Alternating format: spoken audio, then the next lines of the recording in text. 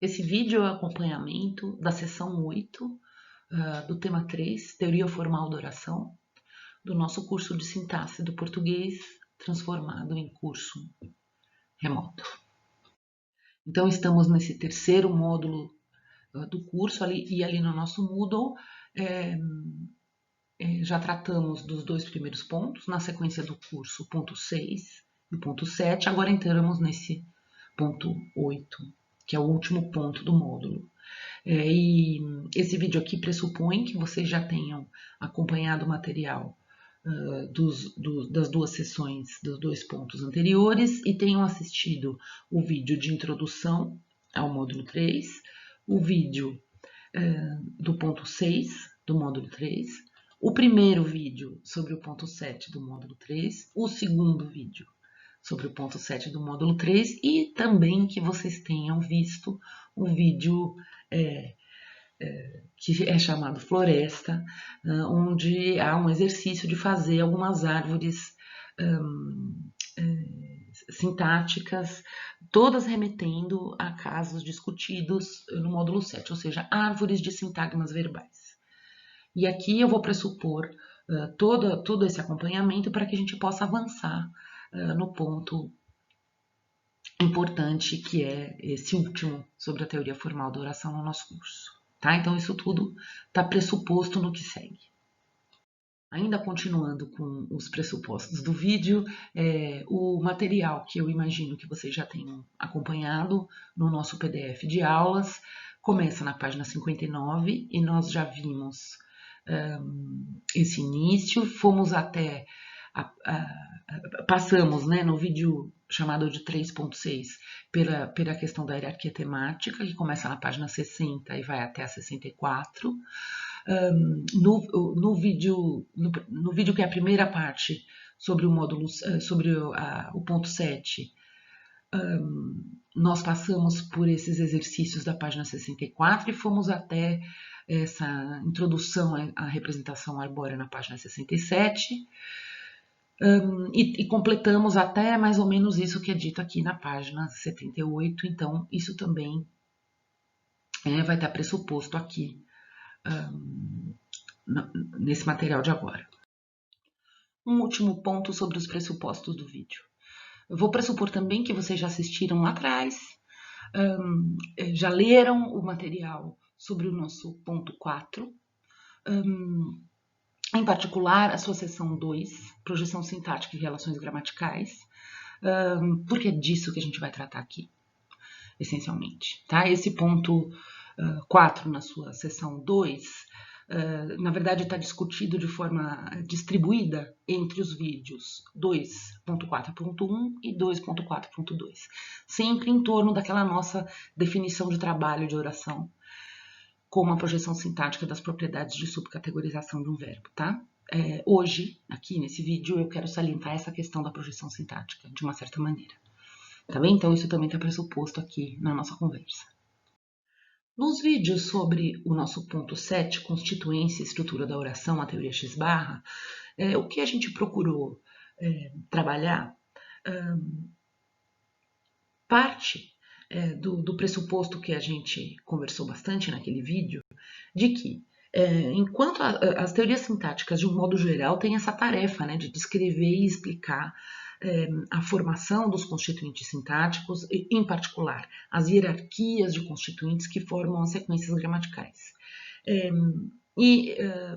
O que eu tentei reforçar bastante ao apresentar para vocês a teoria da estrutura da sentença na gramática gerativa, que é a teoria X+, é que a teoria gerativa da gramática entende a formação potencialmente infinita, né, de sequências gramaticais hierarquicamente estruturadas como uma característica central da linguagem humana.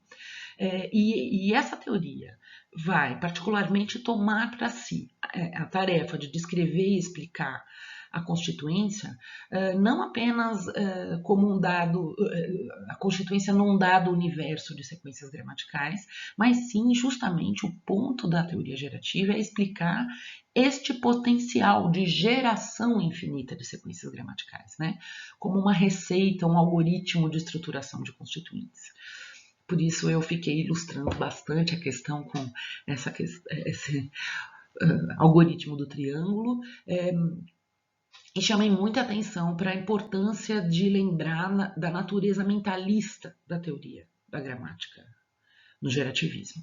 Ou seja, as estruturas, agora pegando lembrando, né, dessa colocação do Eduardo Raposo no texto, que é importante aqui para esse nosso ponto também, é importante lembrar, não se trata aqui, não se trata na teoria gerativa, nem na sua teoria X-barra, nem nos pontos que nós vamos ver aqui também,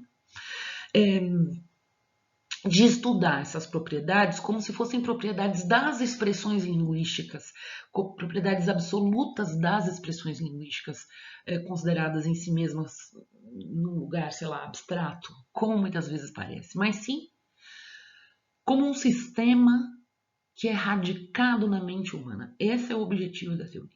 Então, para falar isso nas palavras do professor Eduardo Raposo, insistimos em particular na natureza mentalista da teoria, isso é, na concepção de que seu objeto de estudo consiste num sistema de regras e princípios radicados em última instância na mente humana, e não em propriedades absolutas das expressões linguísticas consideradas em si mesmas ou consideradas como um aspecto particular do comportamento humano independente das propriedades mentais subjacentes à sua produção e compreensão. Nós vamos voltar a isso lá no final desse vídeo, mas apenas lembrando, quando estamos falando na teoria de constituência, é importante lembrar, como lembramos com as autoras do outro texto, que é importante, foi importante para o ponto 7, sobretudo, como as autoras colocam de forma bastante sucinta e de uma forma que a gente procurou levar muito a sério no nosso vídeo anterior, lembrar que o falante de qualquer língua natural tem um conhecimento inato sobre como os itens lexicais de sua língua se organizam para formar expressões mais e mais complexas até chegar ao nível da sentença. Veja como isso dialoga com o que a gente acabou de ver da citação do Raposo. E o que a gente tentou nos vídeos sobre o ponto 7 foi entender o que pode ser esse conhecimento inato sobre como os itens lexicais se organizam para formar expressões mais e mais complexas até chegar ao nível da sentença, né? Foi essa a nossa embocadura sobre a teoria X-barra. Então nós estamos aqui. Estivemos nos vídeos anteriores muito mais preocupados em entender conceitualmente o que essa teoria propõe, do que ela pode nos ajudar a entender a constituência, do que propriamente interessados nos seus detalhes de implementação. E este mesmo espírito vai nos guiar aqui nessa continuação, quando, conforme eu vou especificar melhor um pouquinho a seguir, nós estamos pressupondo, né, que nós compreendemos esse conceito geral de como se formam os constituintes sintáticos para a teoria gerativa, e pressupondo isso, vamos agora tentar entender como fica nesse arcabouço teórico a questão das relações gramaticais e, portanto, do caso, né? Então, esse é o nosso objetivo aqui, mas sempre partindo desse princípio de que nós estamos tentando explicitar numa teoria um conhecimento que é do falante. Só que nessa explicitação teórica de um conhecimento que nós estamos pressupondo que é do falante, como vocês vão ver, já viram e vão ver mais ainda, a teoria cria toda uma hermenêutica, todo um material de representação e interpretação que chega a ser muito abstrato, muito complexo e, como eu já disse, muitas vezes nos distancia daquilo que essa teoria está querendo trabalhar num primeiro momento. E a nossa tentativa aqui é nos aproximar, em vez de nos distanciar desse aparato todo descritivo. Vamos ver o que a gente consegue fazer nesse sentido. No finalzinho do nosso último vídeo, que era o vídeo dedicado à questão da teoria de constituintes na gramática gerativa, ou seja, a teoria X-barra, nós chegamos neste diagrama, né, que é a representação última da oração, pelo menos uma das representações últimas da oração, aqui bastante simplificada, mas contendo o que é essencial na teoria gerativa. E eu disse lá no finalzinho do outro vídeo que nos restava explorar essa estrutura de modo mais global, porque o que a gente realmente viu de perto foi a formação desse último que eu digo é mais profundo componente que está aí identificado como VP, no inglês Verbal Phrase, que é o sintagma verbal. Isso foi o que a gente viu mais. Eu só trouxe esse diagrama lá no fim da nossa última sessão para reforçar isso que para a gente aqui continua sendo importante, que os objetos sintáticos na teoria gerativa se formam por meio do infinito encaixamento, se quiserem, ou da repetição recursiva de objetos com a mesma forma, vamos dizer assim, com a mesma, com os mesmos princípios de formação, né? Então, foi isso que eu reforcei ao trazer esse diagrama, porque eu lembrei a vocês que não só os constituintes que integram, vamos dizer assim, a oração, como a própria oração, terá esse mesmo espírito de formação, né? Inclusive, eu fiquei reforçando, né, o espírito fractal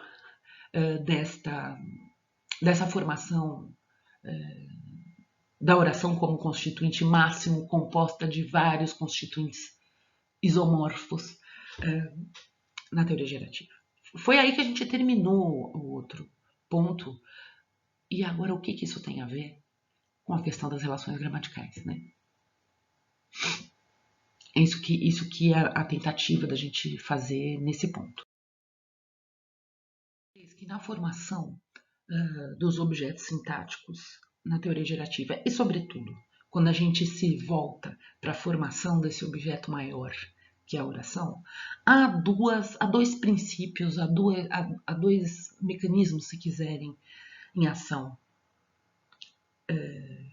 Dois mecanismos que se sobrepõem. Um é a questão de como os objetos sintáticos se formam. No que eu estou chamando aqui de computações locais, né? Depois vamos voltar a esse termo computações, mas vamos entender agora computações como operações sintáticas. E essa primeira operação que a sintaxe engloba, que, portanto, é a operação de formar os objetos sintáticos localmente, se dá na forma de uma concatenação. Ou seja, um objeto inicial se concatena com outro para formar um constituinte. Se quiserem, um objeto se junta com outro para formar um constituinte. Mas essa palavra concatenação é usada na teoria e é importante para nós aqui para a gente entender que não é uma junção simples, simétrica. Eu entendo que concatenar inclui aquela noção que foi muito cara para a nossa apresentação da teoria X barra, por exemplo, de que essa união entre elementos diferentes é uma união que obedece a regras e que produz um constituinte sintático hierarquicamente organizado. Daí talvez a importância dessa palavra concatenação. Então, isso na verdade foi algo que a gente viu bastante, porque é esse princípio da concatenação que está por trás de muitas das propostas da teoria de constituintes, mais especificamente falando da gramática gerativa. Mas há um outro princípio, um outro mecanismo que rege a formação dos objetos sintáticos, em particular se a gente considera que a oração é em si um objeto sintático formado na sintaxe, que é a questão de como as relações gramaticais, ou seja, as relações entre esses objetos, se estabelecem no que eu estou chamando aqui de computações de longo escopo, ou seja, uma questão é como cada objeto se forma. E a outra questão é como se estabelecem as relações entre os objetos. Bom, entre os objetos já formados e os objetos que estão em formação. Mas o que eu quero chamar a atenção aqui é que existem relações locais de formação e existem relações que não são, cujo foco não é a formação daquele pequeno objeto, mas sim o estabelecimento de relações entre objetos. Nós não vimos esse último ponto, essa última questão, esse último princípio na nossa exploração da formação dos objetos sintáticos até aqui. O que nós vimos bastante, vou até ampliar aqui, vamos ampliar esse sintagma verbal ou VP, por exemplo, nós vimos como ele se forma, né? Vimos a exaustão, não vou repetir, mas ele se forma através, agora eu posso usar esse termo, primeiro, da concatenação do seu núcleo, no caso, um verbo, né? Mas a gente estava fazendo um axioma, portanto, vamos ser axiomáticos. Os objetos se formam, em primeiro lugar, da concatenação de um núcleo com o seu complemento. Esta concatenação é uma projeção intermediária. Bom, na versão da teoria que a gente está seguindo, né? Em primeiro lugar, eu posso ter a concatenação sucessiva de projeções intermediárias antes de formar aquilo que a gente deu o nome de projeção máxima, que é o sintagma, nos termos que a gente usou até aqui, que é o que a gente poderia chamar do objeto sintático mínimo, né? Aquele mínimo componente da sintaxe, que é o sintagma, ou seja, um todo coeso semântica e formalmente. Então, o que a gente viu bastante até agora foi uma proposta de como esse objeto se forma localmente. E como a gente viu, entretanto, sem usar esse termo, são sucessivas operações de concatenação que vão formar esses objetos sintáticos. Foi o que a gente viu. Agora, então, portanto, além de entender a concatenação, ou seja, essa formação local dos objetos sintáticos, nos resta entender como que essa teoria aqui dá conta das relações gramaticais, né, de como esses objetos vão se relacionar. E eu estou tentando essa embocadura aqui para explicar a vocês as fases aqui de formação desse objeto, oração, na teoria gerativa, que a gente não viu e que não remetem, por exemplo, à estruturação local da relação entre um núcleo lexical e seus argumentos, que é o que acontece dentro de um sintagma verbal que a gente viu bastante. Então, enquanto lá no VP, aí no diagrama, ou seja, no sintagma verbal, eu estava muito ocupada em descrever as relações locais de formação, ou seja, de formação nesse sentido da concatenação, ou seja, das relações locais que se estabelecem quando a gente constrói o sintagma verbal aqui formalmente, ou seja, concatenando o núcleo e seus complementos, o núcleo e seus argumentos de um modo mais geral. Agora eu quero partir para esses níveis aí, onde eu tenho outros núcleos. Lá embaixo eu tinha um núcleo verbo, agora eu tenho um núcleo I, eu tenho formado um sintagma I, ou seja, I e IP. Eu tenho um núcleo C e tenho formado um sintagma C, ou seja, CP. O que é isso? Eu vou sugerir a vocês que essas fases nucleadas por esses núcleos aqui I e C, que são chamados núcleos funcionais, como a gente vai ver em seguida, nos ajudam a entender, sobretudo, as relações que se estabelecem em computações de longo escopo e a maneira como se dão, né, essas relações de longo escopo, a maneira principal que a teoria vai sugerir que elas se dão é por movimento. E eu quero entender aqui essa noção de um movimento na gramática gerativa, que é muito importante na descrição de como se dá a derivação das orações. Entender movimento de uma forma bem assim conceitual e ampla, sem me ocupar com grandes detalhes, como vocês vão ver. Então, essa aqui será a nossa tentativa. Partir do que a gente viu sobre a concatenação, ou seja, sobre essa formação local, para discutir as relações de longo escopo. Ora, nessa tentativa aqui de estabelecer essas dois mecanismos básicos, né? A formação local dos objetos e os princípios que vão reger as computações de longo escopo, eu queria fazer aqui duas tentativas. Uma de dar um exemplo do que eu estou chamando de computações de longo escopo, e outra é de, através desse exemplo,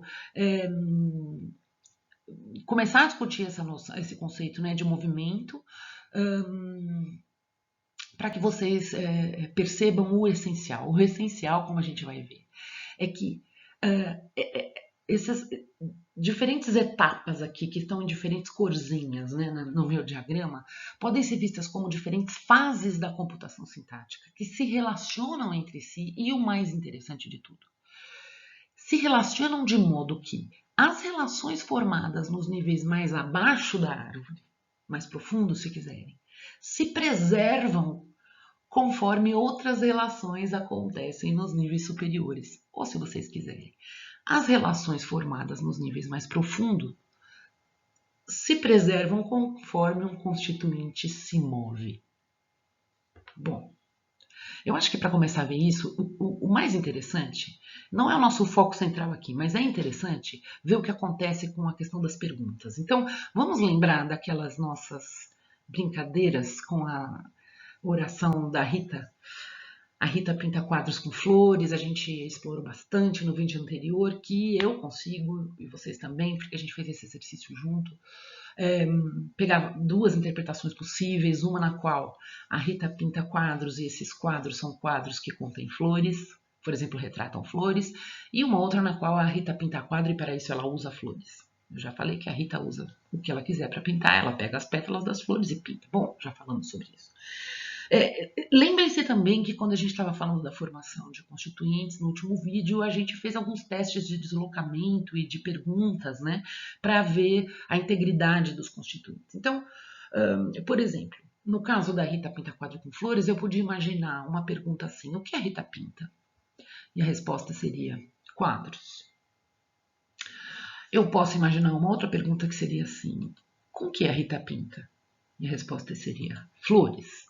Eu só quero aqui lembrar, coisa que a gente já viu, que a primeira pergunta, na verdade, pode ser, é possível, né, no contexto da primeira estrutura ou da segunda, ou seja, na estrutura em que ela pinta quadros e os quadros têm flores, e na outra. Porque essa resposta a quadros pode ser uma resposta completa, ou pode ter uma elipse aí, o que a Rita pinta, quadros com flores.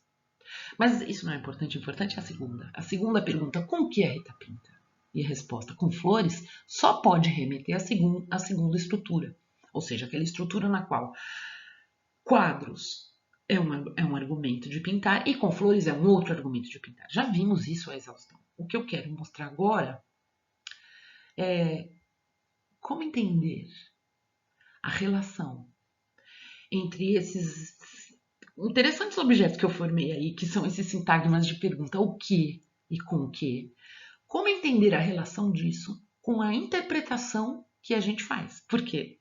Vamos ver se vocês concordam comigo. No primeiro caso, esse o que, antes de a Rita pinta, tem a interpretação do argumento interno quadros.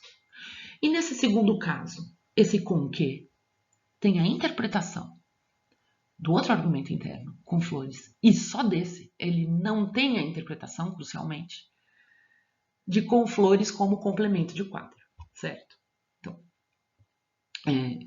com isso eu quero ilustrar essa questão da preservação da interpretação.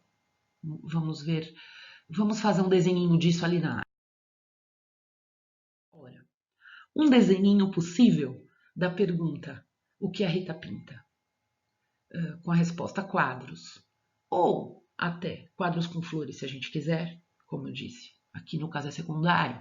Um desenhinho possível dessa pergunta é esse que está aí. Nossa, o que acontece aqui? Vamos ver. Eu tenho a minha árvore, ela está toda provisória, tá? Isso aqui é só para ilustrar o que eu quero dizer com preservação de interpretação. E eu tinha ali no meu VP amarelinho uma posição SN, sintagma nominal azulzinho, que está onde era complemento do verbo, né? Complemento de V0, ou seja, eu estou naquela minha primeira interpretação. A Rita pinta quadros com flores. Quadros com flores é um componente só, né? Aqui para ilustrar. E o que eu estou mostrando com essa linha pontilhada azul é que há uma relação com cuja natureza não estão me comprometendo agora, mas há uma relação interpretativa entre esse sintagma nominal complemento de V0 e essa palavrinha de pergunta o quê? Que eu estou pondo onde? Nossa, num lugar que eu nem tinha visto.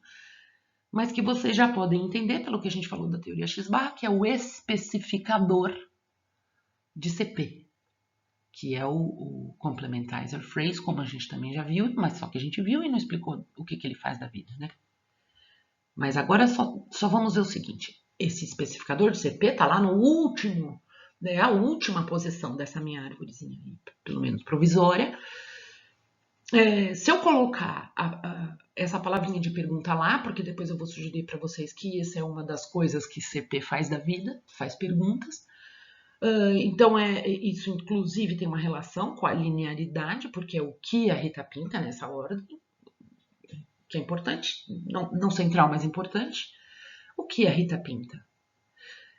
Vamos dizer que eu propunha que esse lugar, especificador de CP, é o lugar dos termos de pergunta, né? Como o caso de o quê, mas pelo nosso teste já anterior, esse o quê dessa pergunta é o argumento tema de pintar. Nossa, esse é o, tem muita coisa que a gente poderia dizer. É o, como assim? Mas o argumento interno de pintar não estava lá na sua posição de argumento interno? Como é que agora ele está lá nesse em cima que eu nem sei o que é? Então, o que a teoria vai sugerir para explicar essa questão é apenas uma sugestão, uma postulação. É que na realidade você tem como se fossem camadas, versões desse constituinte abstrato agora, que é o argumento tema de verbo. Porque aí a gente podia fazer uma série de elaborações que eu não vou fazer aqui, senão esse vídeo vai ficar longuíssimo. Quer dizer, tem o que está ali no complemento de verbo é o que, é o quadros, o que é, vamos dizer assim, é um argumento tema. E agora ele se constitui como um constituinte de pergunta lá no especificador de CP, e uma das possibilidades é a gente dizer que ele se move da sua posição de argumento do verbo para essa posição de pergunta. É uma das possibilidades. Então, vou mostrar a segunda derivação para depois falar um pouquinho mais sobre isso. A segunda derivação seria essa aqui, ó. Com o que a Rita pinta? Veja, eu tive que fazer um outro sintagma verbal, porque enquanto no outro caso... Bom, na verdade, no outro caso poderia ser esse sintagma verbal ou o anterior. Enquanto no outro caso eu estava um pouquinho ambíguo, nesse segundo caso, se eu consigo fazer essa pergunta com o que a Rita pinta, a gente combinou que eu só posso estar diante da segunda estrutura. Então, eu fiz aí a segunda estrutura. Então, foi esse sintagma preposicionado que, se a gente quiser, moveu para o especificador de CP, ou se a gente não quiser, é este sintagma preposicionado que tem uma relação de identidade com o termo de pergunta com que. Eu estou remetendo ao instrumento com que ela pinta, que está nessa posição ali, de irmão de Weber. Que ele está ali, a gente já discutiu no outro vídeo. Mas, agora combinando essa proposta com a outra, o que eu quero chamar a atenção aqui é que isso que é o mais importante, mais interessante. Eu estou aqui dando um exemplo daquilo que eu ainda não defini, que são as computações de longo escopo. Perguntas são um tipo de computação de longo escopo. O mais interessante das computações de longo escopo, ou amplo escopo, é que elas são uma das coisas que nos mostram que um objeto sintático pode, vamos dizer assim, ser duas coisas ao mesmo tempo. Então, este com que a Rita pinta, esse papel temático instrumento do verbo pintar aqui. Ele é uma coisa na sua relação lá dentro do sintagma verbal, na sua relação de predicação, e uma outra coisa na sua relação gramatical com a sentença. Bom, isso é apenas um exemplo, mas não é o melhor exemplo. Ele é apenas o exemplo que eu acho que nos deixa mais tranquilos para entender que é um longo escopo, e para entender isso que é fundamental, por isso que eu gosto do exemplo de perguntas. Para a gente entender que a interpretação se mantém num exemplo que, vamos dizer, é até bastante concreto, porque esses termos de pergunta, que, com quem também, mas a gente vai ver quem depois. Em português, tem inclusive propriedades de ordem que na maior parte dos casos, sei lá, eu acho que nos fazem ver essa questão do movimento com bastante clareza. Mas esse não é nosso foco aqui. O nosso foco aqui é entender que esta questão que eu estou chamando aqui de interessantíssima, porque assim eu acho, de um objeto sintático poder ser duas coisas ao mesmo tempo, é o que acontece nessa teoria com o sujeito, com as relações de concordância e com tudo que pertence a esse núcleo, coitadinho, que ficou aí triste, vazio na nossa árvore, que é o chamado IP, núcleo da flexão. Na verdade, é a esse núcleo funcional, e não ao núcleo C, que esse vídeo se dedica. Essa questão da pergunta foi apenas um exemplo da computação de longo escopo. Vamos aqui entender o que é este núcleo. Coitadinho, ficou aí triste, pulado, vazio, provisório, mas é dele que eu quero falar hoje, tá? Então, vamos falar sobre a flexão. Com isso, acho que a gente vai entender bem essa questão que é, então, fundamental, vejam aqui para nós, que é como que essa teoria vai explicar as relações gramaticais. Com esse nosso objeto IP ali, né, ou seja, a projeção formada pelo núcleo I, I de quem? I de inflection, porque é flexão em inglês, é extremamente importante aqui para nossos objetivos de discutir relação gramatical, mas eu preciso, antes de tudo, dizer para vocês que eu não acho que esse nome IP, inflection phrase, né, ou sintagma da flexão, não é o melhor nome que a gente poderia ter. As teorias são assim, os nomes vão se formando de forma, enfim, nem sempre a mais feliz, na minha visão. Porque, bom, para mim, né, flexão remete a uma propriedade morfossintática, né, uma propriedade superficial, né? O que é flexão? Sei lá, a gente podia dizer flexão é uma mudança, eu acho assim fundamentalmente, é uma mudança visível, né, numa forma. Então, flexão verbal, eu fui, eu vou, nós vamos. Fundamentalmente em teoria sintática e na linguística histórica, na linguística... Bom, flexão é essa mudança morfológica. A questão é que isso não é o mais importante aqui para nós. Sim, há uma mudança morfológica, mas o importante desse núcleo aqui chamado de núcleo da flexão é que é aqui que se teoriza, que se organiza na teoria, que se teorizam e se organizam as propriedades gramaticais, as propriedades que nas diferentes línguas vão fazer com que a interpretação da estrutura semântica das predicações seja possível, ou seja, é aqui que eu vou estabelecer a assimetria das relações gramaticais. Então, é alguma coisa muito mais abstrata do que falar em flexão. Então, vejam, em primeiro lugar, antes de tudo, aqui nós estamos diante de algo, em princípio, muito mais abstrato, vamos dizer assim, do que quando a gente estava falando do núcleo V, que é um verbo, do núcleo P, que é uma preposição, afinal, na nossa língua há preposições, há verbos, há nomes, né? Mas há flexão nesse mesmo sentido, entendem o que eu quero dizer? Ou isso é algo completamente abstrato? Então, o que eu quero mostrar aqui que, por princípio, aqui é algo abstrato. Porque isso é um núcleo funcional, fundamentalmente. Não é um núcleo lexical, fundamentalmente, como é V, N, P. Por isso que também não sei se eu gosto tanto de chamá-lo de flexão. Porque o espírito aqui é abstrato. E flexão não é alguma coisa abstrata. Flexão é alguma coisa que acontece na morfologia das palavras. Então, é por isso que eu vou optar para começar a falar do núcleo de flexão, escolhendo... Vamos partir do mais difícil para o mais fácil? É sempre um bom princípio, né? Porque há momentos nas línguas em que a flexão não só é um fenômeno morfológico, como ela era alguma coisa que se expressa num elemento lexical separado.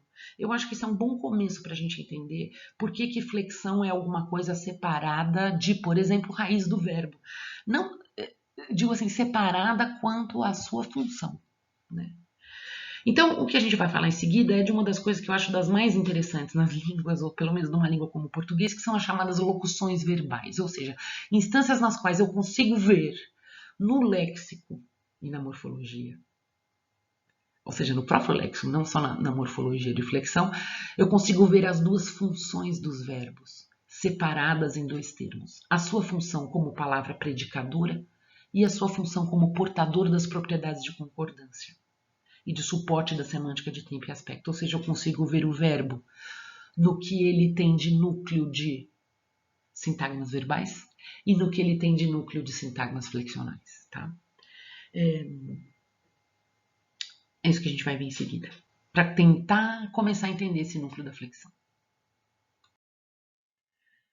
Para isso, vamos voltar para um dos exemplos que a gente tratou lá no comecinho do curso, quando a gente estava falando em estrutura argumental, e que apareceu na nossa floresta de árvores de sintagmas verbais, que é esse exemplo aqui. O sol vai esquentar demais esse cobertor. Por que eu escolhi esse exemplo? Porque lá na floresta eu deixei esse vai aí destacado em rosinha, com grande ponto de interrogação, falando, gente, quando eu faço a árvore desse VP, o sol vai esquentar demais esse cobertor, eu simplesmente não falei nada sobre o vai, eu só falei do esquentar.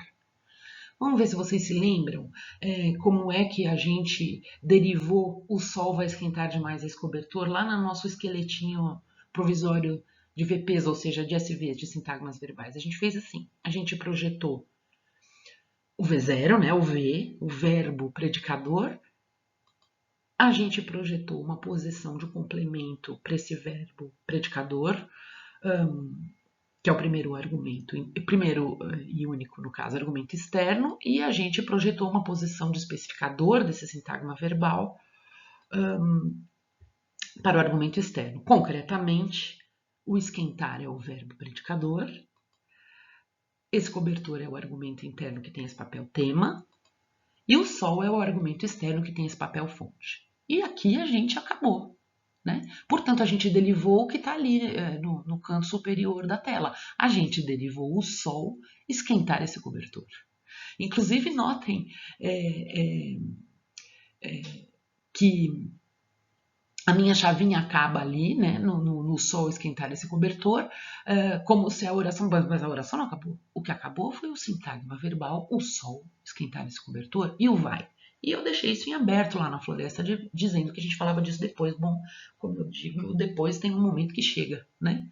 Então vamos entender. Nessa derivação, então, provisória de o sol vai esquentar esse cobertor, naquele momento nós estávamos tentando formar o sintagma verbal. Qual era a nossa preocupação ali? Era entender como representar, vamos ver bem, as relações imediatas de predicação do núcleo verbal esquentar. Nesse caso, com o argumento tema esse cobertor e um argumento fonte sol. E encaixar isso no paradigma das predicações verbais, que era o tema ao qual a nossa floresta e o nosso ponto anterior se dedicava. E com isso eu abandonei inteiramente o vai, sem falar no demais, que depois a gente vê essa questão do demais. Ou seja, claro, eu deixei uma boa parte da oração sem explicar, porque o ponto era derivar o sintagma verbal apenas. Mas então agora chegou a hora da gente entender esse vai, o que o vai está fazendo nessa oração. Bom, nós já vemos aqui o que ele não está fazendo. Ele não está predicando. Ele é um verbo, mas ele não é o verbo predicador. Quem predica é esquentar, certo? É esquentar que seleciona os argumentos, é esquentar que determina seus papéis temáticos, ou em outros termos, se vocês quiserem, na pergunta quem faz o quê aqui nessa oração, a resposta é o sol esquenta o cobertor, né? E o cobertor é esquentado pelo sol. A pergunta não é... A pergunta quem faz o quê aqui não é respondida por o sol vai, o cobertor é ido. Não, porque vai. Não tem essa função aqui. A relação x, a relação aqui é x esquentar y e não x ir y. O que é esse vai? É o verbo ir, flexionado em terceira pessoa singular. E o que ele está fazendo aqui? Ele está fazendo aquilo que eu falei que é uma coisa bonita. Ele é um verbo auxiliar, que bonitinho, como ele auxilia, como ele ajuda o outro amigo, né? Bom, para nós, se nós quisermos ser bem abstratos aqui, o que eu quero sugerir a vocês que vai aqui é a flexão. É por isso que eu não gosto de chamar flexão de flexão. Flexão no sentido do IP. Por quê? É a flexão que eu quero dizer o seguinte: vai estar fazendo aqui o que em outros casos, onde eu não estou diante de uma locução verbal, é feito pela flexão, ou seja, vai estar trazendo aqui as informações de tempo, aspecto e pessoa. Por isso que é bonitinho. Esses casos de tempos compostos, no português como em outras línguas, nos permitem ver de uma forma clara, e eu acho muito bonita, que predicar é uma função e carregar as informações de tempo, aspecto e pessoa é uma outra função, muitas vezes condensada num mesmo item lexical, que é um verbo, com flexão. É por isso que é flexão. Porque, na verdade, você está condensando duas funções na mesma palavra e você faz isso em algumas línguas, em muitas línguas, modificando essa palavra. Então, o que a gente pode dizer sobre a flexão verbal é que ela nos mostra de forma muito clara essas duas tarefas que, em geral, estão condensadas só no verbo. E o que a gente vai tentar ver agora, e para mim esse é o espírito de tentar entender o que é este núcleo I, né? É tentar mostrar como que essa subdivisão de tarefas tão bonita que os verbos fazem se formulam nessa teoria. Então, em outras palavras, vamos tentar agora derivar o IP, ou seja, o sintagma assim chamado flexional, de o sol vai esquentar esse cobertor. Finalmente, né? Vamos fazer isso em seguida. Ou seja, vou pressupor que a gente entendeu esse sintagma verbal e agora vamos terminar de derivar essa oração, né? Então vamos lá. Vamos derivar o sol vai esquentar esse cobertor. Em primeiro lugar, estou partindo do sintagma verbal que nós já fizemos, né? Com o verbo predicador esquentar, selecionando esse cobertor como seu argumento interno e o sol como seu argumento externo na nossa proposta ali no especificador do sintagma verbal. E agora, então, o nosso primeiro passo é inserir nessa derivação, trazer para essa derivação o núcleo funcional e zero, ou seja, inflection, ou seja, flexão. Bom, isso é um passo geral. No nosso caso particular, a gente pode dizer, por exemplo, que e zero é vai. Isso é adequado, parece adequado. Eu gostaria de ser um pouquinho mais abstrata e dizer para vocês que, fundamentalmente, o que eu vou inserir aqui é algo abstrato, que é um traço de futuro em primeiro lugar. Mas tudo bem, está aqui representado por vai. É que o que acontece aqui, esse futuro no vai esquentar podia ser também uma forma como esquentará, né? O sol esquentará demais esse cobertor, tem o mesmo tempo que o sol vai esquentar esse cobertor. Então, no caso de o sol esquentará esse cobertor, o que iria aqui seria o morfema, aí sim a flexão, né?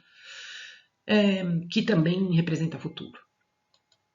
Mas não é isso. Então vamos deixar para trás essa abstração maior, mas apenas por enquanto, e dizer, bom, então agora eu vou inserir o vai. O vai é o núcleo I. Bom, como é que eu insiro? Bom, voltando agora de novo, eu tenho que voltar aqui para a questão da concatenação, né? Da formação local dos objetos. Veja aqui, porque esse I está boiando aí, né? Está abstrato, ele não está em lugar nenhum. O que eu vou fazer agora, eu vou concatenar o núcleo I com seu complemento. Ué, que complemento? O complemento de I é o sintagma verbal. Nossa, que esquisito. Porque eu entendo que um argumento é complemento do verbo, mas como assim o sintagma verbal é complemento de I? É aqui que a coisa fica um pouco abstrata, porque eu quero espelhar, né, na formação dos sintagmas nucleados por núcleos funcionais a mesma formação que eu fiz nos sintagmas nucleados por itens lexicais, mais claramente, como é o caso de um sintagma verbal. Tudo bem, aqui até você poderia dizer que I é um item lexical, mas é por isso que eu estou dizendo, ele é fundamentalmente o futuro, né? Então, vamos tentar ser abstratos. Esse I, ou vai se concatenar com o SV em sua posição de complemento, então formando o quê? Um primeiro objeto aí, intermediário, que é I barra.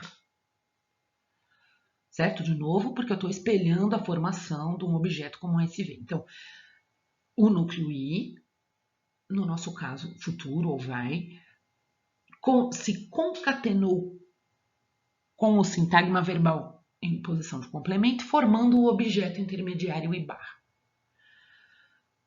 Nesse momento, eu quero chamar atenção para uma coisa. Veja que eu estou dizendo, e a gente precisa ser bem abstratos aqui, que SV agora é complemento de I0, é complemento do futuro. Isso quer dizer que I estabelece relações com SV. Então veja, lembra que eu estou tentando aqui formular o seguinte, eu tenho relações locais, relações longas. As relações locais são a dos núcleos com seus complementos e as longas são outras. Bom, veja que a relação entre I e SV é uma relação entre um núcleo e seu complemento. Então, o I vai poder entrar em relação gramatical, a gente pode dizer com o SV ou com algum componente do SV, porque ele tem essa possibilidade, porque o SV é o complemento dele. E aí eu vou fazer aqui um passo um pouquinho misterioso, mas eu prometo a vocês que faz sentido isso que eu vou fazer aqui e a gente pode discutir isso quando a gente se encontrar, mas eu só não quero me alongar muito, mas eu vou dizer a vocês que esse núcleo I, ao entrar em relação com o nosso SV, o Sol, esquentar esse cobertor, ele vai olhar lá para dentro do sintagma verbal e ele vai ver algumas coisas. Uma coisa, ele projetou essa projeção intermediária, portanto ele está concatenado com SV e agora ele pode entrar em relação com SV. Ele vai olhar lá dentro do SV e ele vai ver uma coisa muito interessante. Ele vai ver esse primeiro argumento que está no especificador do SV, porque esse é o caso do nosso sintagma verbal, ele tem um argumento no seu especificador. E esse argumento que está, notem bem, no especificador de SV, o Sol, é um argumento que tem propriedades gramaticais. Várias, tem propriedade semântica de ser fonte, mas isso agora vai parar de nos importar. O que vai começar a nos importar agora são as propriedades gramaticais, categoriais desse sintagma, o Sol. E a propriedade categorial que eu vou chamar a atenção aqui é a propriedade que ele tem de pessoa, principalmente. Ele é uma terceira pessoa. No caso, também é uma terceira pessoa singular, mas isso nos importa até menos, mas também é importante, então vou por ali. Ele é um sintagma de terceira pessoa singular. O nosso núcleo de flexão, quando ele olha para dentro do sintagma verbal, veja, e isso é uma propriedade do núcleo de flexão, porque na verdade é isso que ele faz. Vamos esquecer que ele chama flexão, vamos lembrar que ele é um núcleo que estabelece uma relação especial com um dos elementos do sintagma verbal. Aquele elemento que ele vai escolher para estabelecer uma relação especial, e depois a gente fala qual que ele escolhe. No nosso caso, ele vai escolher o que está no especificador do SV. Ele vai escolher esse elemento. Ele vai com ele estabelecer, ele vai sentir uma atração irresistível por esse elemento e vai restabelecer uma relação de identidade. E ele também vai passar a ser uma terceira pessoa singular. Veja que atração, né? Eu gostaria de dizer que tudo que está nesta flexão não é a mesma natureza. Tem algo que ele trouxe. Ele trouxe o quê? Futuro. E tem algo que ele adquiriu ao entrar em relação com o seu sintagma verbal. O que ele adquiriu? Ele adquiriu essa característica abstrata de terceira pessoa singular. Depois eu volto a isso. Então, formei agora essa projeção intermediária da assim chamada flexão por meio da concatenação entre o núcleo de flexão e o SV na posição de complemento. E agora, para continuar naquela minha derivação axiomática da matéria X barra, o que eu preciso? Eu preciso de uma posição de especificador do I barra. Especificador do IP, né? E aqui esse é um passo bem importante. o que a gente vai dizer é o seguinte: vai se formar este sintagma flexional na sua projeção máxima? Vai se formar pela criação de uma posição de especificador, que aí é que é a questão. Nessa minha derivação, porque ela está aqui tentando ser pedagógica, ela está vazio, mas eu queria chamar a atenção que isso não pode, não existe, não pode ficar vazio. Porque eu formo essa posição e imediatamente alguma coisa tem que ocupar esta posição. Lembra que quando eu estava derivando o SV, eu só formei especificadores, lembrem lá da nossa floresta e do nosso vídeo anterior. Eu só fiz posição de especificador de SV quando eu tinha um argumento para colocar ali. Agora aqui eu estou diante de um objeto mais abstrato, como eu disse, que afinal de contas é um sintagma da flexão, é um sintagma da relação de identidade entre a oração e um dos componentes do SV em primeiro lugar, mas não sempre. E então eu fiz uma posição aqui sem que eu tivesse a rigor, se a gente seguir o mesmo raciocínio de antes, sem que eu tivesse a rigor nada que tivesse precisando de lugar, mas eu preciso fazer isso. Por que eu preciso fazer isso? Por que eu preciso desse especificador da flexão? Porque é aqui que vai se codificar formalmente aquilo que eu estou chamando aqui de relação especial entre o núcleo I e, no caso, um dos componentes do SV, que é seu especificador, ou seja, que é o especificador de SV. E é essa relação especial. Então, por exemplo, aqui eu vou apenas formular de modo inicial. Tá vendo que eu fiz essa relação ser representada por esse pontilhado azul, igual eu tinha feito lá atrás na nossa relação entre o termo de pergunta e o argumento interno. Eu vou deixar isso aqui provisório, porque o que agora a gente tem que ver é que relação é essa? Como que isso se estabelece? Bom, esse é um ponto importante aqui para nós. É talvez o ponto mais importante aqui para nós. Então vamos vê-lo em detalhe.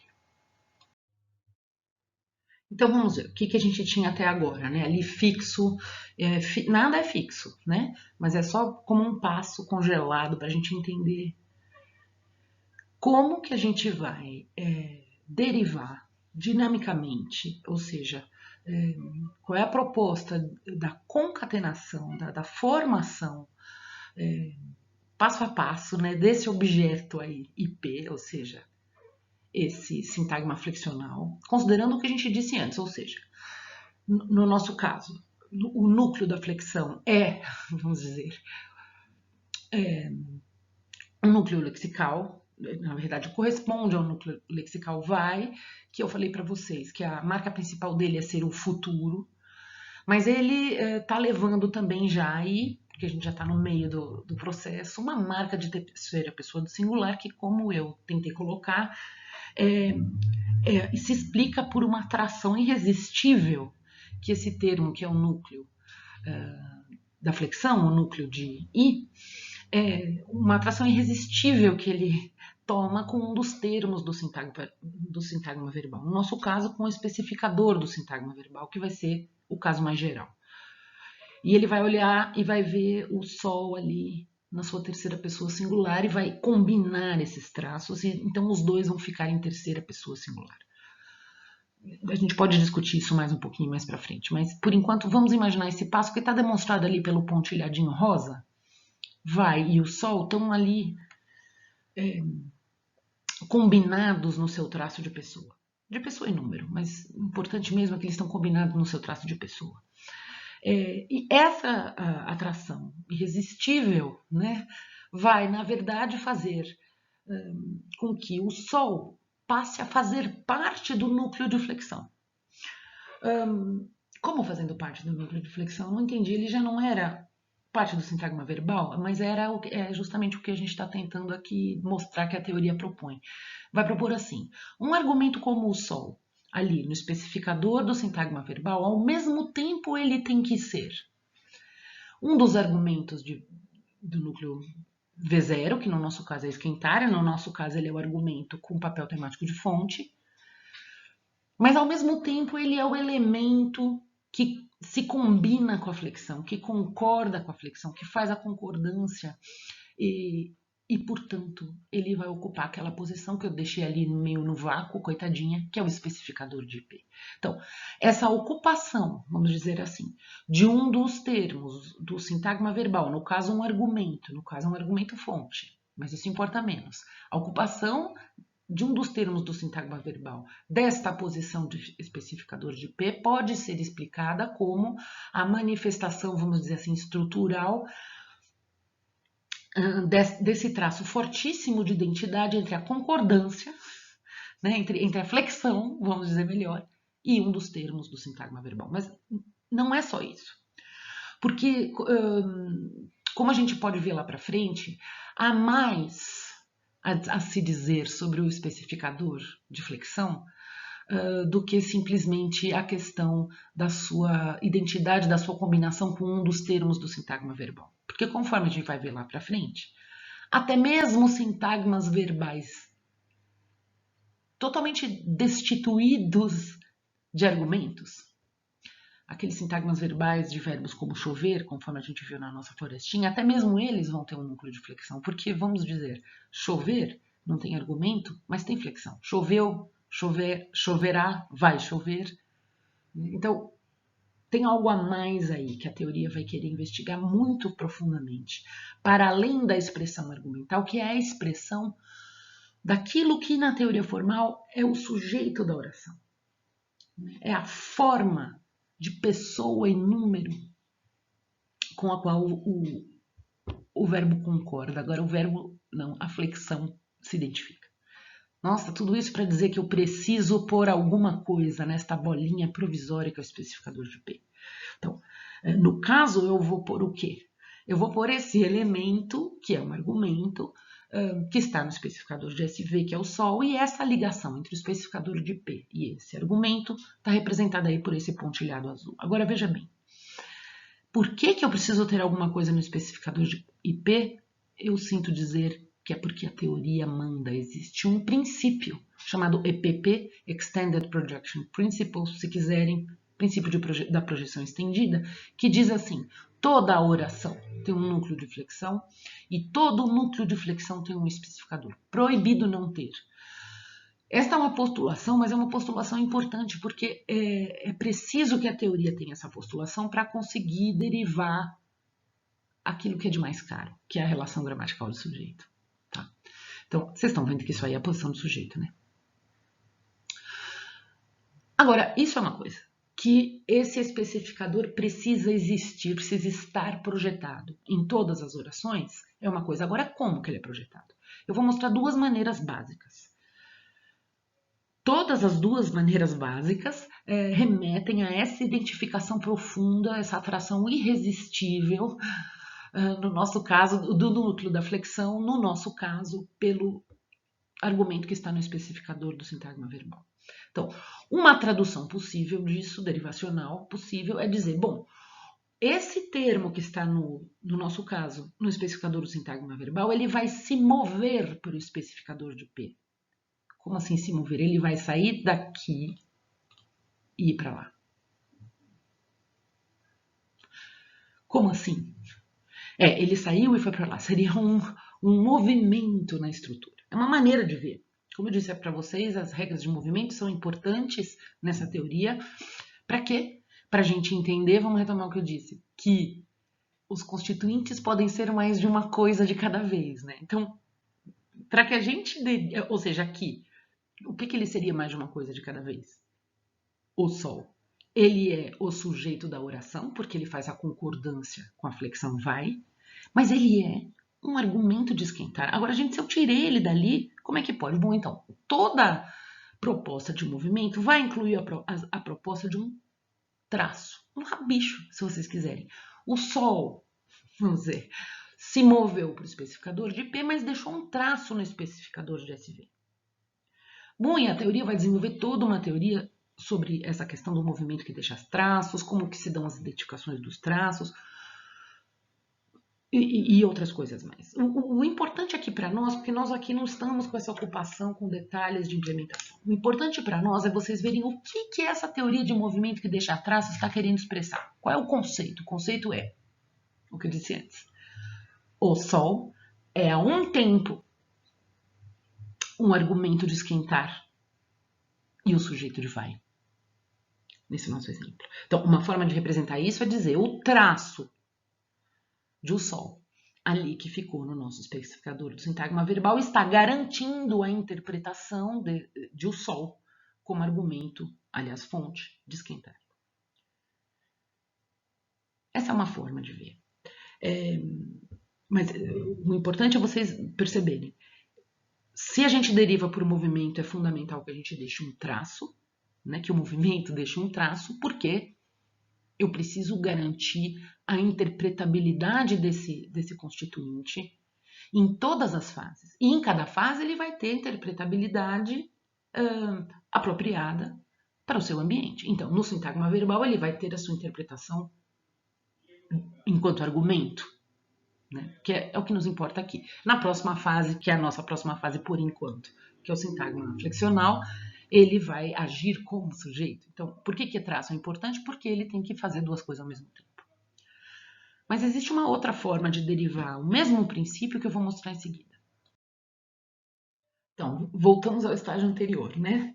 Que eu tenho ali uma derivação congelada, que não é real, né? Só para eu tentar resolver o passo de como eu faço para preencher esse especificador do sintagma flexional. Por que eu tenho que preencher? Porque sim, porque tem um princípio que é o EPP, que diz que toda oração tem que ter um sintagma flexional com o especificador preenchido. Então, o primeiro jeito que eu derivei foi movendo o Sol, né, no nosso caso.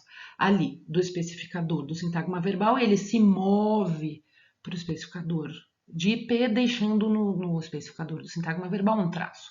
Uma outra forma que a gente vai ver agora é, imaginando esse estado inicial que não existe, tá? De um especificador de IP ali vago. Não existe isso, ele vai se formar agora, tá?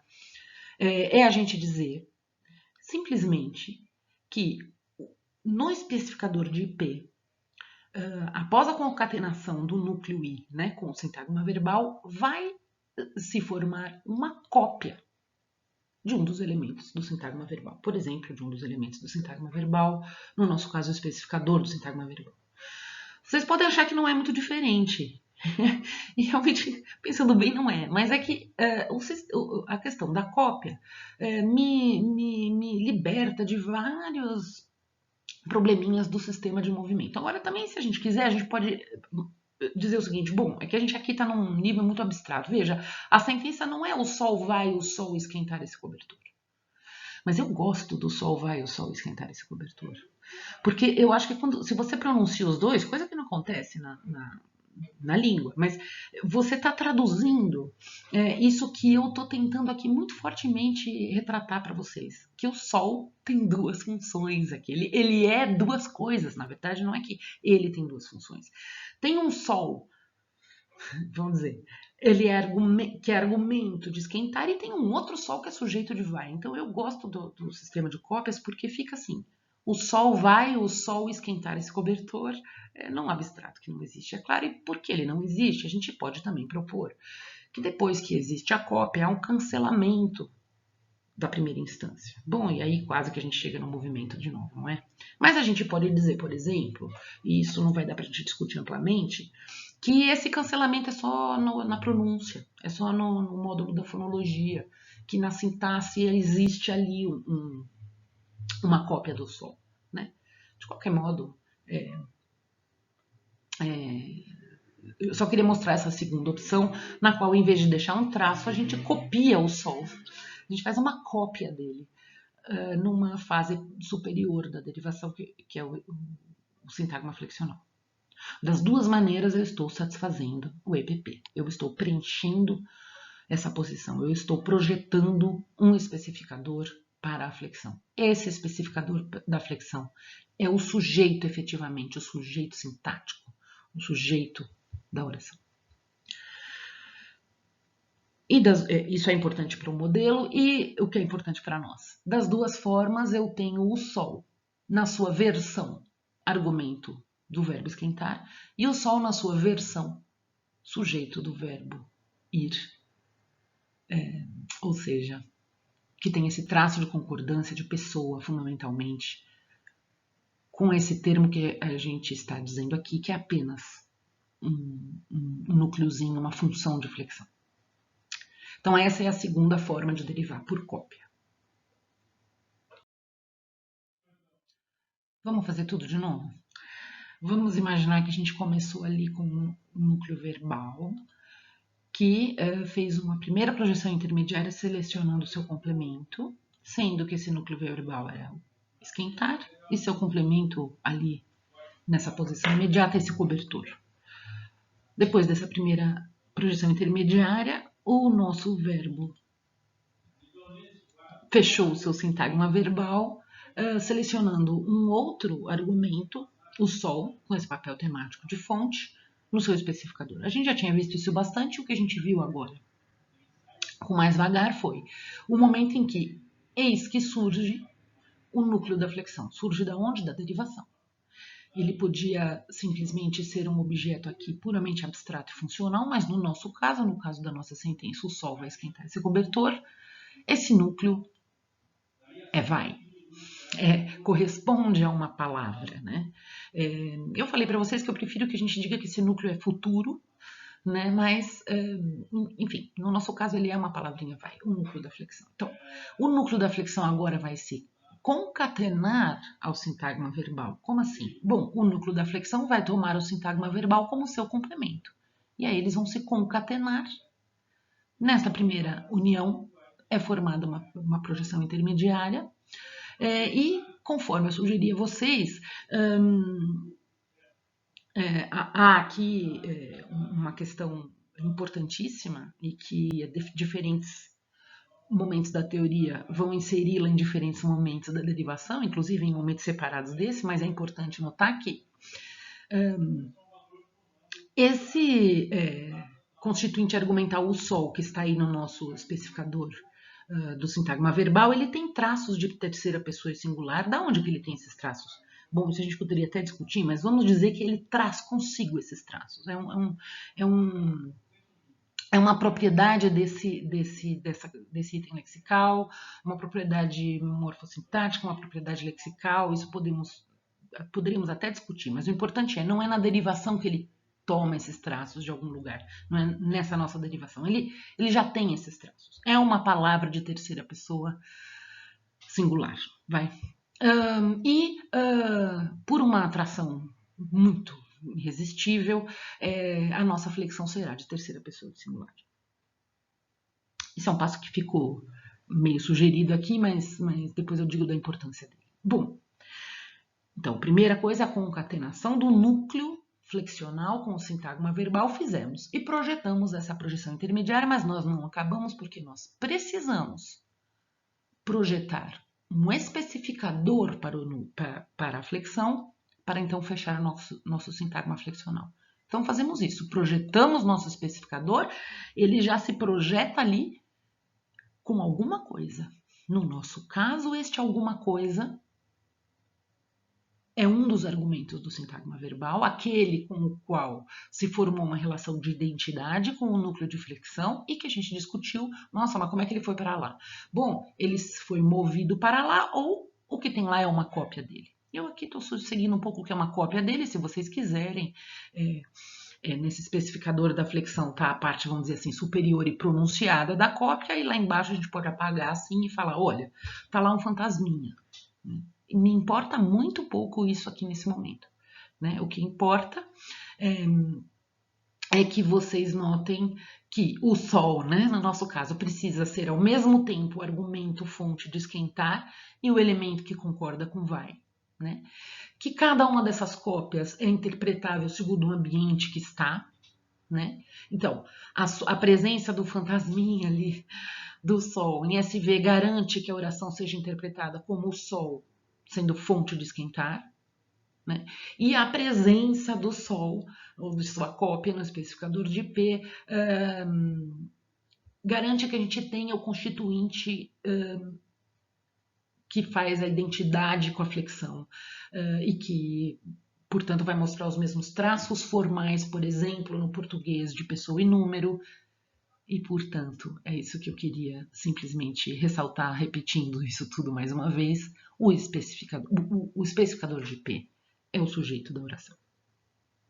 Bom, para derivar isso aqui, olha só, agora eu acabei, olhem lá minha sentencinha ali em cima, finalmente ela ficou completa e finalmente eu fiquei falando, parando de fazer a derivação só do VP e derivei já a parte flexional da sentença. Olha lá, o sol vai esquentar esse cobertor. Eu fiz taxadinho o sol, mas eu poderia, não me importo nem um pouco, de dizer o sol esquentar esse cobertor. Porque, como eu disse, são dois constituintes. Não são dois constituintes, são duas versões dele, né? Então, num caso ele é argumento de esquentar, no outro caso ele é sujeito de vai. Então, nós partimos desse caso que eu acho muito interessante. Ele é complexo, porque nesse caso você vê a flexão como um item lexical, separado da predicação de um modo explícito. Porque a gente está diante do quê? De um tempo composto. Né? Tempo composto é a coisa mais linda, né? Porque você tem, na chamada locução verbal, né? Um item, no nosso caso esquentar, que é a palavra predicadora, é o verbo predicador, e um outro item que não é predicador. Porque o sol não é predicado por vai, ele é predicado por esquentar, né? Então, em outras palavras, se a gente faz aquelas perguntas, quem fez o quê? Quem esquenta? O sol. O que é esquentado? O cobertor. Aqui a pergunta não é quem vai, o sol. Quem é ido, o cobertor. Não, o cobertor e o sol não são argumentos de vai. Aliás, quem são os argumentos de vai? Não tem argumento, ele não é a palavra predicadora, ele não é o núcleo de V, o núcleo V. Ele não é o núcleo do sintagma verbal. Aliás, ele nem estava no nosso horizonte quando a gente estava falando de sintagma verbal. Ele é a pura flexão. Ele é I, vai é I. Então ele não tem estrutura argumental nesta construção, porque aqui ele é o auxiliar de esquentar. Podia ser ele vai à praia, outra história. Não estou falando disso, eu estou falando da locução vai esquentar. É muito bonito isso que acontece no português e em outras línguas quando você tem os tempos compostos. É como se aquilo que o verbo faz de modo condensado na maior parte das construções, nesse tipo de construção é como se descondensa, não existe, né? Se destila em dois componentes, o componente flexional do verbo e o componente predicador do verbo. Vai é o seu componente flexional aqui e esquentar é seu componente predicador aqui. Acho lindo. É lindo, mas eu preciso ir para frente. Eu escolhi esse exemplo porque eu acho bonito, mas também porque, como eu falei, ele explicita, olha como eu falei, ele explicita alguma coisa que está sempre aí. Como assim está sempre aí? A teoria vai dizer a você que o núcleo da flexão está sempre presente e projetado na estrutura, mesmo quando ele não faz parte de um item lexical separado, como é o caso desse nosso exemplo. Né? Então, a teoria vai dizer, é sempre assim. Mesmo quando a flexão é, aí sim, uma flexão, por isso que essa palavra flexão talvez não seja melhor, porque nem sempre a flexão, o que se quer dizer aqui é flexão. Né? Eu acho que o importante é, mesmo quando as propriedades de identidade formal, né, entre sujeito e verbo, no nosso caso aqui, são morfemas que vão fazer parte do verbo que já era predicador, mesmo assim, a flexão é sempre formada como núcleo I e, crucialmente, o sujeito da oração é sempre o especificador de IP. Então, o sujeito é formalmente aquele termo com o qual a flexão, entre aspas, né, estabeleceu uma relação de identidade. Classicamente, você vai ter uma coincidência, como a gente tem aqui no nosso exemplo, entre o especificador de IP e o especificador de SV, mas isso aqui é apenas uma coincidência, a gente pode dizer. Ou seja, o termo que estabeleceu a concordância Com a flexão, era o último termo que estava no especificador do sintagma verbal, mas existem casos em que não vai ser assim, a gente vai ver mais para frente. Mas esse seria o padrão. Então, eu quero, em seguida, derivar duas coisas diferentes. Primeiro, um caso no qual a flexão não é um item lexical separado, e depois um caso no qual quem vai para o especificador de P não é o especificador de SV. Tá? Vamos fazer isso. Então, vamos lá. Vamos derivar, como eu tinha prometido, um caso no qual a flexão é de fato uma flexão, ou seja, a flexão não está expressa por um item lexical separado do verbo que predica, mas sim, eu tenho um item lexical que é um tempo, é o verbo que predica, e é o elemento que carrega a flexão, agora sim flexão, ou seja, carrega as marcas de tempo e pessoa. Para isso eu vou voltar para o nosso O Menino Amava a Menina. A gente estava com saudade até desses dois, faz tempo que a gente não visita esse amor, né?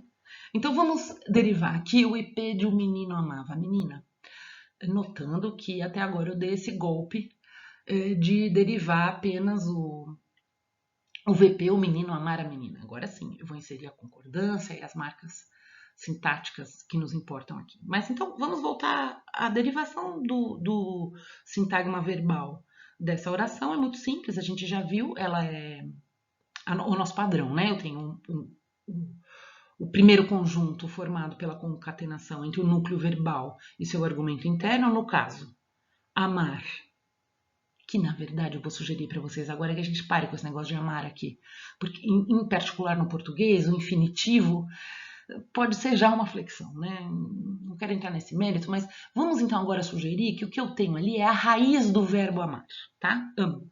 É uma possibilidade. Só para a gente inserir a flexão bonitinho depois, tá? Isso é secundário. Então eu tenho ali a raiz do verbo amar e o seu argumento interno, a menina, com aquele papel de tema que a gente já viu a exaustão. Primeiro objeto ali formado, projeção intermediária de V, né?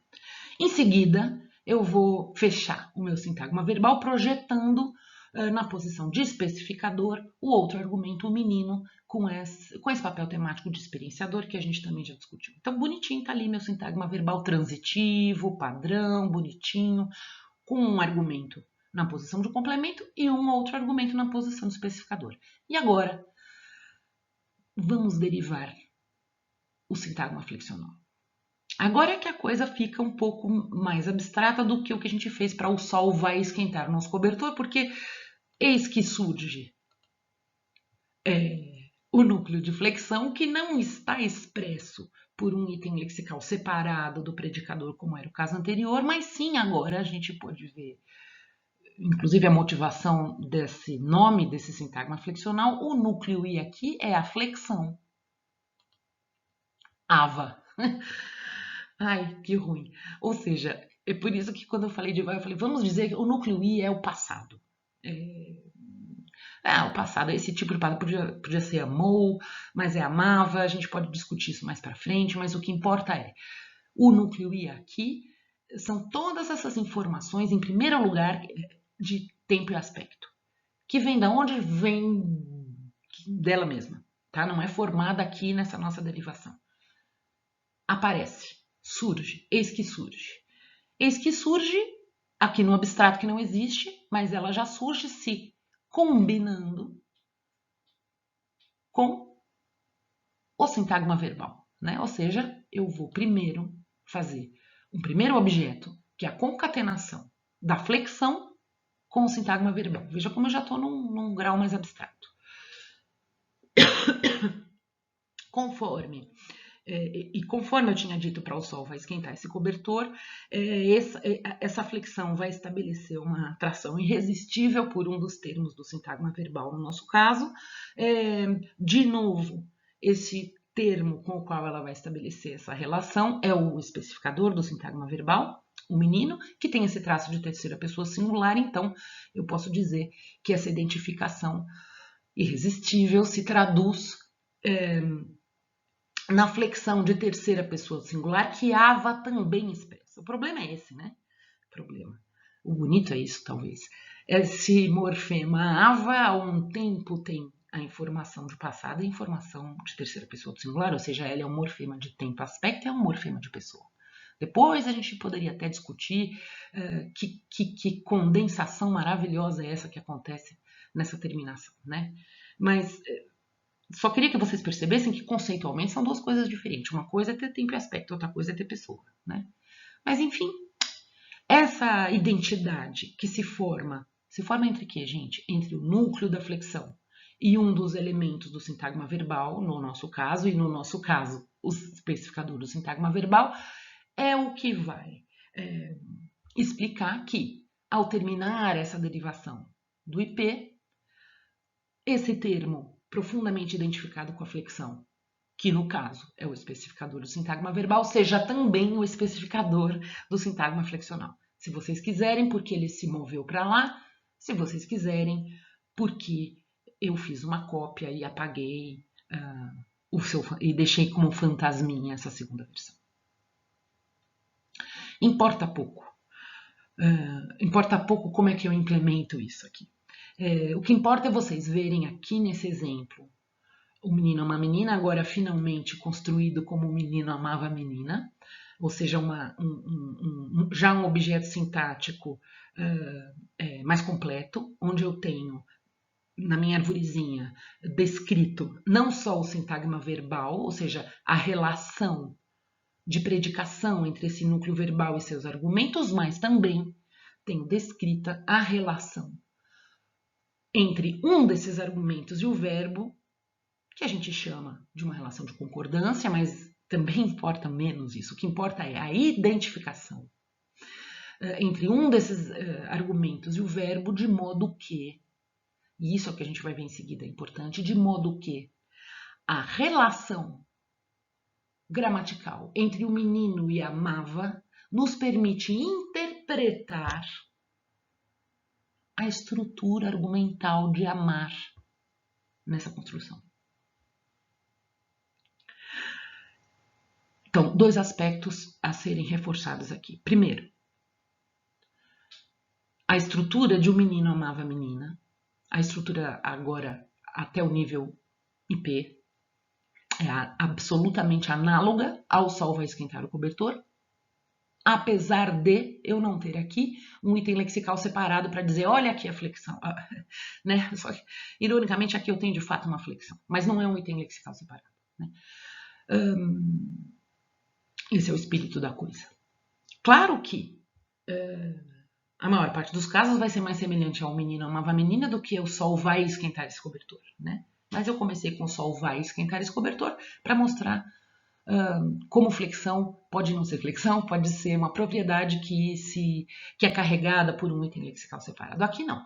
Aqui eu tenho de fato uma flexão, ou seja, eu tenho essa codificação de tempo, aspecto e depois também de pessoa, como um morfema, mas o essencial é que vocês notem que duas coisas acontecem aqui. Eu tenho uma predicação, que faz parte da semântica de amar, e que se resolveu localmente quando a gente construiu o sintagma verbal em torno de amar, e eu sugeri aqui agora em torno da raiz verbal, porque não tem nada a ver com a flexão, com o morfema de concordância. Ou seja, essas propriedades semânticas da predicação são da raiz do verbo, porque são do item lexical e da sua semântica aspectual, né? Aspectual no sentido da semântica de predicação. Então, é a raiz verbal que vai determinar um argumento tema e um argumento experienciador. Isso está resolvido em SV. E o que está resolvido em IP é a relação gramatical sujeito. Então, essa é a primeira coisa que isso aqui quer expressar. A segunda coisa importante, no caso desse exemplo e no caso do português, é que vejam como aqui eu resolvi de forma diferente a linearidade. Porque no outro exemplo eu disse, primeiro, se você fizer por cópia, você teria o sol esquentar o cobertor, e a gente pode dizer que a segunda cópia não é pronunciada, portanto eu tenho o sol vai esquentar o cobertor. Aqui eu tenho uma coisa esquisita, eu tenho o menino ama a menina, se eu ficar atenta à ordem linear. Então é claro que eu vou ter que fazer uma eu vou ter que falar alguma outra coisa aqui. Eu vou ter que dizer que então a raiz verbal também se move para ir. Ou também há uma cópia da raiz ali. Entendeu o que eu quero dizer? Para eu resolver a linearidade, que não é como eu fiz ali. Não é o menino ava amar a menina. É o menino amava a menina. Eu não vou fazer esse passo aqui. Ele pode ser feito de várias maneiras.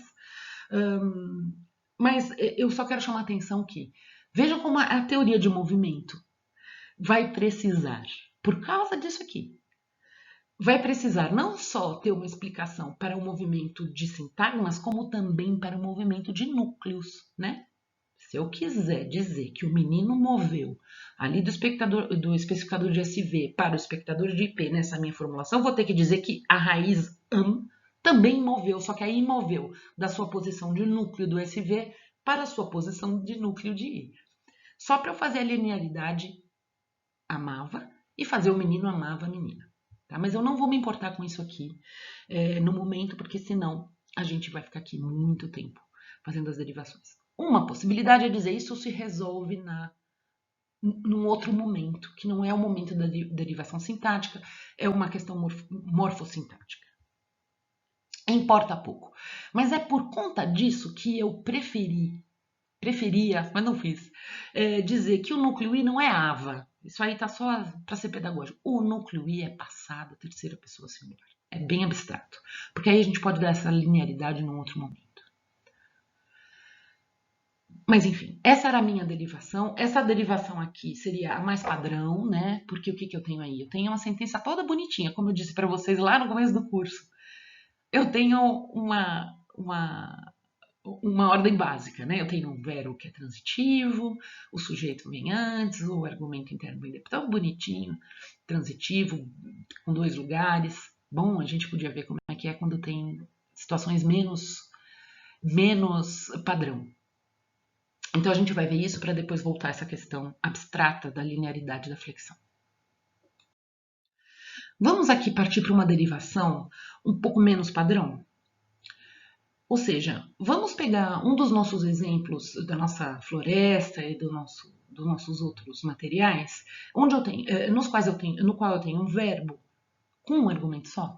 No caso, os meninos caíram bem na hora da chegada, era o exemplo. Eu vou continuar sendo covarde aqui, não vou derivar o bem na hora da chegada. Vou derivar só os meninos caíram. A gente já falou bastante sobre esse tipo de formação, que tipo de formação? De uma construção com um verbo que toma um argumento só, e esse argumento tem um papel temático de tema. Ou paciente, se vocês quiserem, mas eu prefiro dizer tema, conforme a gente já discutiu. Vejam que esse tipo de derivação que a gente discutiu bastante ficou totalmente manca, porque quando eu fiz a florestinha, eu derivei a relação entre esse sintagma, os meninos, e o verbo cair, no sentido argumental, dizendo, bom, esse tipo de argumento paciente desse tipo de verbo vai ser projetado como complemento de V, porque todo o tema é projetado ali. E bem, eu fiquei numa situação que eu não resolvi nem a linearidade, porque não é caíram os meninos, é os meninos caíram. Então, conforme a gente já discutiu bastante, tá claro, os meninos, olha que interessante, ele é o argumento tema de cair, nesse sentido ele está na posição de complemento, mas ele é o sujeito da oração. Claro que ele é o sujeito da oração porque ele está não só em posição de sujeito, como ele concorda com o verbo. Então é isso que a gente vai ter que resolver agora e que torna toda essa questão do sintagma flexional, na minha visão, particularmente interessante. Então vamos lá. O que a gente tem de começo? De começo a gente tem o primeiro objeto sintático formado no SV, formado como? Pela combinação entre esse verbo cair, vamos agora combinar aqui a raiz verbal, entre a raiz verbal e o seu argumento único, e que tem um papel temático de tema, que é os meninos, e que, portanto, a gente colocou aí na posição de complemento. Isso a gente já tinha visto. Agora a questão é como é que então eu vou derivar esse sintagma flexional, que vai me explicar não só essa forma verbal caíram, veja, concordando com os meninos, como vai trazer toda a informação de tempo, porque não é vão cair, não é caíssem, não é caem, é caíram. Então, eu tenho informações que aqui no sintagma verbal simplesmente não estão. Claro que essas informações vêm da onde? Do núcleo de flexão, que nesse caso é o quê? Para fazer em paralelo com a nossa sugestão mais pedagógica do que qualquer outra coisa, esse núcleo de flexão é essa terminação. Mas não é, né? A flexão aqui é o passado. O passado com esse aspecto e tudo isso. Mas vamos deixar assim para deixar claro que uma coisa é a raiz verbal e seu conteúdo semântico e sua propriedade de predicação, outra coisa é essa terminação do verbo que remete às informações gramaticais. Bom, essa forma está em terceira pessoa do singular, né? Ou seja, a flexão não é só de tempo, ela é também de pessoa. E se a gente for seguir o mesmo raciocínio que eu estava propondo antes, essa forma de pessoa da flexão, ela se dá porque o núcleo de flexão se identifica com um dos termos do sintagma verbal. Bom, aí de partida a gente já pode ver que o termo com o qual essa flexão está identificada é, gente, os meninos. Porque essa é a forma de terceira pessoa. Plural aqui. Mas até agora eu tinha feito assim, nos dois exemplos eu concatenei a flexão com o sintagma verbal e essa identificação se deu entre a flexão e o especificador do sintagma verbal. E você está querendo me dizer que agora a flexão vai se identificar com o complemento de V0? Estou. Porque, primeiro que a gente já vê isso porque a concordância lá no IP, né, que a gente já viu que ela vai se dar lá no IP, porque eu ainda estou aqui no abstrato, né? Ela é de terceira pessoa plural, que é os meninos. Então, para seguir o mesmo raciocínio, eu deveria dizer o seguinte: a flexão está estabelecendo uma relação com o complemento do verbo gente, mas antes estava estabelecendo uma relação com o especificador do verbo. Eu preferia, sim, eu também preferia saber. O problema aqui é que eu não tenho especificador de SV. Então, uma hipótese para a gente entender esse tipo de construção que é extremamente interessante é dizer que se num IP correspondente, ou seja, que tem como complemento um sintagma verbal transitivo padrão, ou seja, no qual eu tenho um complemento e um especificador de SV. A relação de identidade profunda e irresistível entre a flexão e um dos itens do sintagma verbal vai ser entre a flexão e o especificador do sintagma verbal. Se eu quiser seguir esse mesmo raciocínio, aqui eu vou dizer a relação entre a flexão e um dos itens do sintagma verbal, quando não há especificador do sintagma verbal, pode até ser com complemento, mas com algum elemento, essa identificação vai ter que se dar. Por quê? Porque esse é o elemento que vai receber a relação gramatical de sujeito. Peraí, vamos ver primeiro como isso acontece, depois eu volto a esse ponto. Então, como é que aconteceria? Eu faria uma primeira concatenação entre o núcleo de flexão e o sintagma verbal na posição ali de complemento, fazendo a primeira projeção intermediária e barra, e em seguida aí vem o passo aqui que ainda está abstrato. Para fechar o sintagma flexional, eu preciso projetar o especificador da flexão, que está ali vazio, coisa que não existe, porque eu quero chamar atenção para esse passo agora, que é um passo que nem sempre foi assim na teoria. O que é que eu vou colocar no especificador da flexão? Eu sugiro a vocês que a gente, analogamente ao que a gente fez com o menino, a menina e o sol vai esquentar esse cobertor, a gente, de alguma forma, projete nesse especificador de P um dos itens, um dos constituintes do sintagma verbal, mas que neste caso, esse item seja o complemento do verbo. Mas não era o especificador? Mas não tem. Então, a primeira forma de ver isso é dizer, por conta desse princípio fortíssimo, que é o EPP, ou seja, que eu preciso sempre projetar o especificador de P. Algo precisa estar no especificador de P, algo precisa ser o especificador de P e P, se vocês quiserem. Mesmo nos casos em que eu não tenho um especificador de SV, que seria, nos casos padrão, né? O candidato natural a ocupar essa posição, alguma coisa vai ocupar essa posição. No caso de uma predicação verbal, um dos argumentos do verbo vai preencher essa posição. e pode até ser aquele que está em posição de complemento. Essa é a hipótese que eu estou seguindo aqui. Eu estou seguindo a hipótese de que qual é a hipótese? Qual é a base aqui? Eu estou levando muito a sério essa identidade formal entre a forma da flexão e o item com a qual ele concorda. Aliás, em primeiro lugar, esta identidade formal, ou se vocês quiserem concordância, que me permite dizer que os meninos é sujeito desta oração, que é isso que nos importa aqui. Ele é argumento interno de cair, ele é o argumento tema de cair, portanto, segundo o nosso esquema, ele está na posição de complemento, mas ele é também o sujeito da oração. Então a gente pode dizer, ele foi cancelado ali na sua cópia, no seu fantasminha, e ele é pronunciado, isso inclusive tem uma correlação positiva com a linearidade, pronunciado na posição de sujeito, mas mais importante do que isso, ele estabelece concordância. Ou seja, é ele que tem identidade com o verbo. Então, fechando ali nas nossas chavinhas, finalmente, eu tenho até essa linearidade, linearidade do sintagma, pelo menos dos sintagmas nominal resolvida, porque os meninos vêm antes, né? Os meninos caíram. Eu posso cancelar a segunda cópia e depois resolver de alguma forma essa linearidade ali da morfologia caíram. E eu fiz aqui o quê? Eu fiz uma estrutura. Veja, por isso que eu acho desejável essa hipótese. Eu fiz uma estrutura na qual a diferença está no SV, porque se vocês pensarem bem, a formação desse IP foi exatamente análoga ao IP do menino ama menina e do sol vai esquentar esse cobertor. Fica muito simplesinho o nosso IP, o que é desejável, e o que fica diferenciado em cada caso é o SV, e eu acho que isso corresponde a uma intuição importante das teorias, e na verdade da teoria sintática de um modo geral, que nós temos diferentes qualidades de predicação verbal, porque nós temos diferentes semânticas dos predicadores verbais, como a gente viu a exaustão, ou seja, existem predicadores que determinam 1, 2, 3 argumentos e determinam esses argumentos com diferentes papéis temáticos.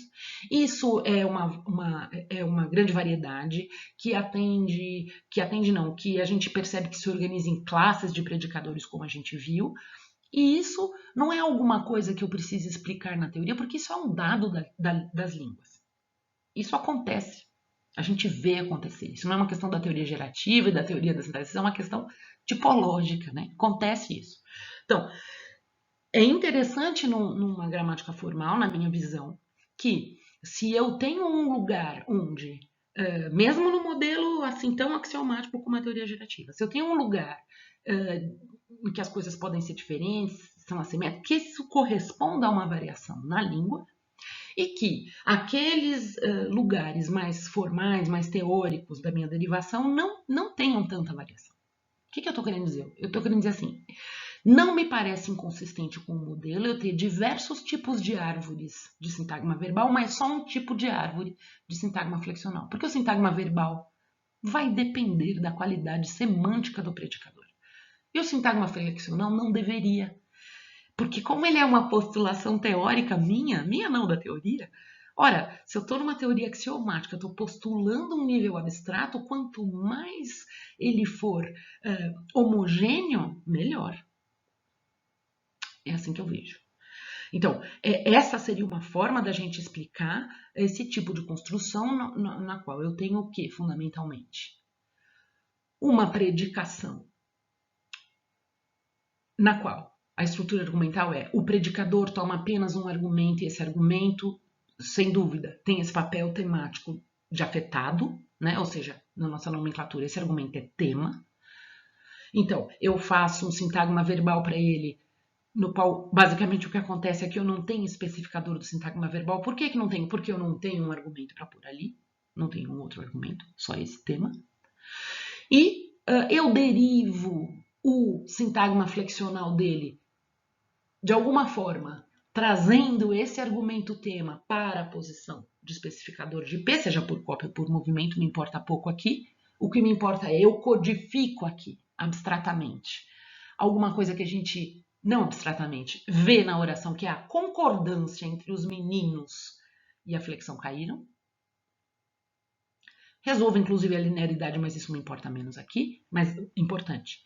Eu codifico o sujeito gramatical e eu consigo, então, dar conta desses casos interessantíssimos, nos quais um termo, os meninos, a um tempo é o complemento do verbo, no sentido da predicação, e o sujeito da oração. Isso é legal. Isso é legal porque isso dá conta desses casos em que muitas outras abordagens, muito marcadamente a abordagem tradicional, não dá conta. Por quê? Por isso que eu trago esse exemplo aqui. Por quê? Porque nesta teoria, ser um argumento do verbo